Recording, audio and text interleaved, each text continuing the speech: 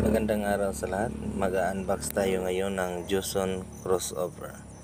So kapag bibili kayo ng Juson amplifier o crossover o mga iba't ibang gamit sa Juson, doon kayo pupunta sa Juson World Electronics. Hindi ito sponsored na video, pero mai-recommend ko yung Juson World Electronics dahil iyon ang legit na bilihan ng Juson, para hindi naman kayo mapiki. Ito na ang Juson crossover.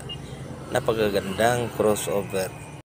Mayroon itong tatlong control system, ang high, ang mid at saka low. Napakalinaw ng tunog ng low at maganda rin ang tunog ng mid, at yung sa high na mailalagay natin ang tweeter.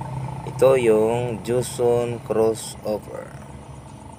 Napakagandang produkto ng Juson. Maraming salamat, Juson. Ulitin ko, kapag bibili kayo sa Shopee ng Juson, doon kayo pupunta sa Juson World Electronics.